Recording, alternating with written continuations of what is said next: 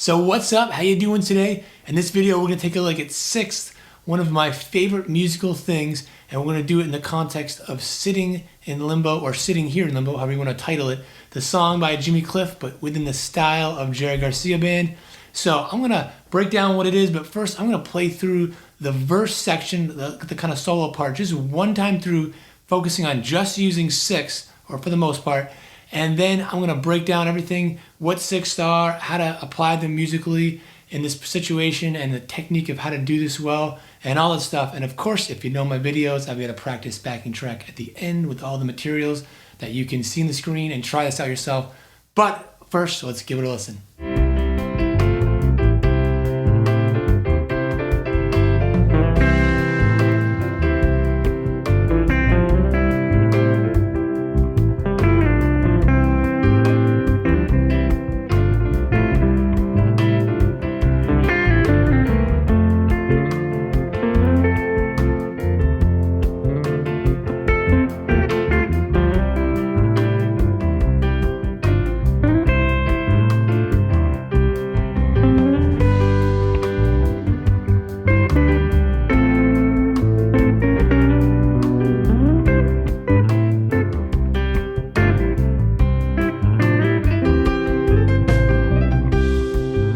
So sixth, where are they? Besides one of my favorite things to do musically, I sometimes do them maybe even a little too much because I love them so much, and that is the distance between two notes going up from what they call the major scale up to the major sixth. It's an interval, the distance between two notes called a sixth. So if you go from C, you're going up the C major scale, 1, 2, 3, 4, 5, 6, to an A. So from a C to an A is a sixth.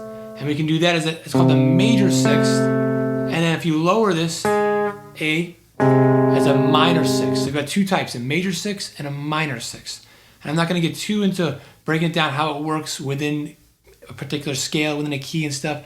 But to know that this song is in the key of C, and we can take the sixth going the other way so that we think of the note on top as the melody that we're hearing. And we're harmonizing it a sixth down below. Sometimes it's going to be a major sixth, sometimes it's going to be a minor sixth. It depends on how it fits into the overall scale, the overall key. So in this case, we're going to play over the C chord. C, of course, right here, right? And here, when you play over normal C like this, these two notes, that is a sixth, so a C to an E. So going down a sixth. And it's a little hard now, picking-wise, like how we do. Okay, we can lean over and mute all these strings and just pick, that's one way. But I like to use my middle finger and do what I guess they call hybrid picking, right?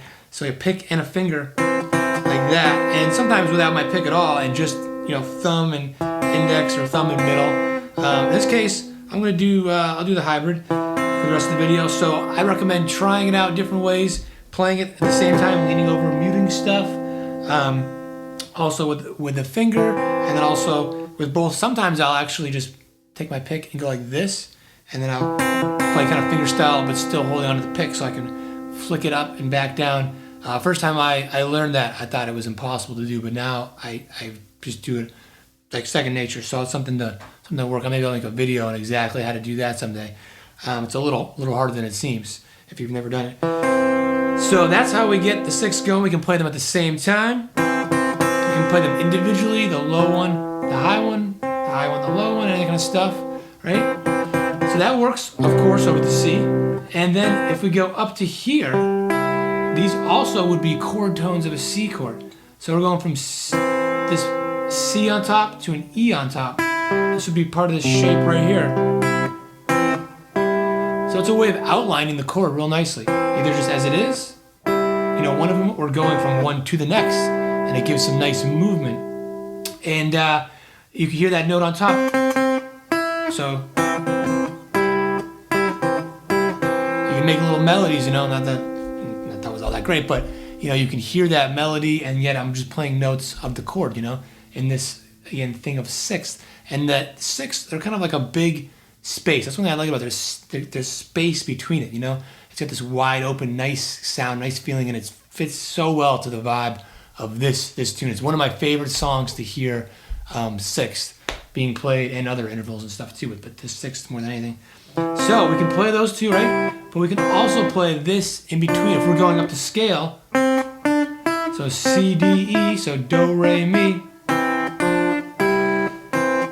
We've got D and then F will be the next one up to scale. So we've got these two shapes. This shape, one fret apart, and then the same thing. So this is something you want to get familiar with if you like this sound.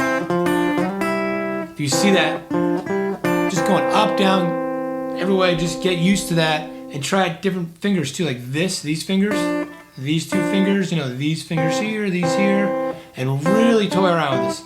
You know, and then try sliding. A big part of the sound is Jerry sliding.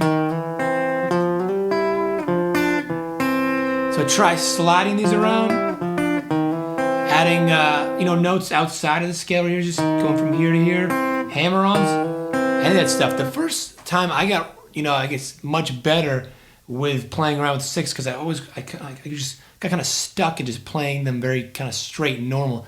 But the first time I got really outside that box was when I transcribed a long solo and big improv jam from Charlie Hunter Trio. So What Those Where It's At, which is, I think it's a cover song. It's not actually a song, but it's a great ballad. And it's a similar song to this. It's just a 1-4-5. It's in the key of F though.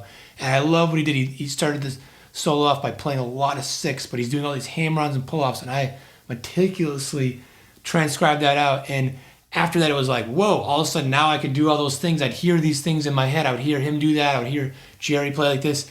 And I always wanted to do it, but I couldn't do it. But you just gotta, you know, it doesn't have to be met. You just gotta sit down and work through it. So with this simple thing right here, you can spend a lifetime working on that. So that's over the C chord. Over the F, we can do the same thing, even though you may be thinking, wait, this note right here, this is a B flat. That's not in the key of C. And that's fine. Sometimes songs like this certain sound, you want to actually kind of change. It almost sounds like it's F for a brief moment, even though, yeah, it's the 4 chord in the key of C. But we could go like this, and that would be making it theoretically correct, but to me it actually sounds a little funny. So I wrote it out that we're just going to play B flat here. So make it sound like we're in the key of F. But we don't need to make our thinking complicated. Just think that same shape right there, just starting with F here. So we've got that for C, that for F, and then we're on G. Same thing. That just sounds like Brown Eyed Girl, right? So I think it's actually in thirds, but it's a similar kind of thing there, different kind of interval. Yeah, so that's it. So that maps it all out. So we've got this one for C, and then we can do it up here as well. Same exact shapes, right? Here for F, and then here as well. Same shapes. There for G, and that's it. We could do it in more places all over the guitar, but I think those two for each one is great. You can get a lot of mileage out of that. So if you're over here, if you get familiar with it, you know where you are. If you're over here, you can get it all around here, so it can go all the way up to the the 12th fret, covers a lot of ground. And some things you might want to try throwing in too is throwing chromatically. Especially works nice if you want to get a really countryish sound, but even here can work too. So between any of these,